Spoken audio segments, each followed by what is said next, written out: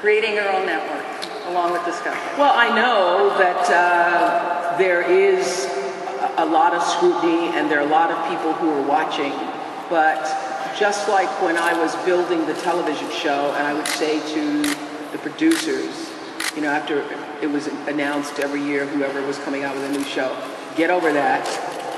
Do not waste any time looking at what the other person is doing or how they're doing it. It takes energy away from your own race. I feel the same way about the scrutiny. I actually haven't paid a lot of attention to it. I haven't had a lot. I only have a folder that's about this thick. Okay. So I haven't paid a lot of and I do read it. I haven't paid a lot of attention to it because, number one, I get the OWN daily pressing. They send it to me on email, and I never open it. And the reason I don't open it is because there was nothing I could do about it. I was in the middle of trying to finish 130 shows and to end that show the way it needed to be ended. So I know I don't have one single space of energy left to donate to anything else. And so that's why I haven't been reading it. And because I can look at the channel, I can tell you. I don't need somebody else to tell me what I need to do. I can look and tell you what I need to do, what needs to be done. What do you need to do? And now well, first of all, I need to be there. I need to be engaged, be involved, and I need to do the same thing with the programming on our channel that I did with the programming for my show every day. That means you're sitting there. I mean, for 25 years, I get to work at 6:30 in the morning, and if I could leave by 8 o'clock at night, I'd call that a good day. Right. So the vacation that I thought I was going to have is kind of over, at least for the next 3 years. At least for the time being. At least for the time being. So I'm jumping in and dedicating myself to making sure that what is reflected on the air is in alignment with the vision for the channel. Who's on your wish list? Who do you want to put on the air that we don't know about?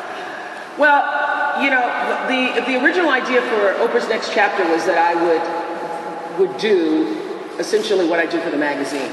I do interviews for the magazine, but I only do who I want to do. I only do what I want to do.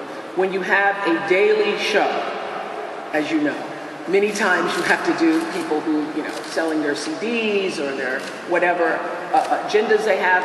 So for me, for this next chapter in my life, a part of what I wanted to accomplish is the same thing I know all of you are looking to accomplish. You want to do what you want to do. You want to have the freedom to make the choice to interview people who you want to interview because they are interesting to you, they're, you know, fascinating, stimulating. So there are a couple of people, well, certainly one person who I wanted to get, two people I wanted to get during the Oprah show and never was able to do it. Susan Smith, and not just because she murdered her children, but because she changed the way that people looked at parents when children became missing because of that big lie she told. And O.J. Simpson. I have a dream of O.J. Simpson confessing to me.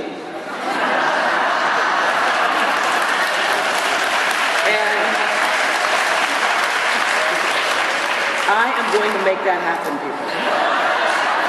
Can I be on the case with you? I did get an interview with him, but no, the confession never came. No, I don't just want the interview. I want the interview on the condition that you are ready,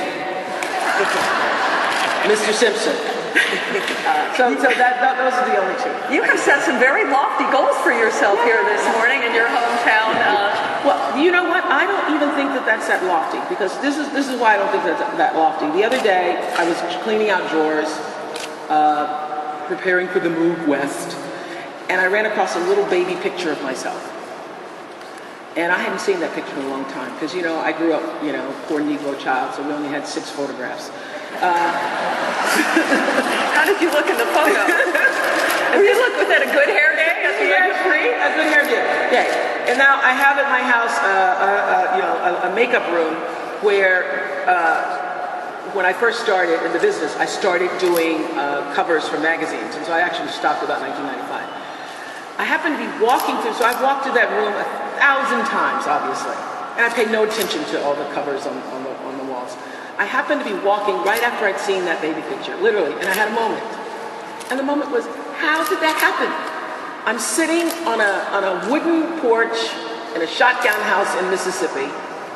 And how did that happen, that baby girl ends up in this life? So I think the fact that baby girl from a shotgun house in Mississippi could end up with the OWN network makes O.J. Simpson possible.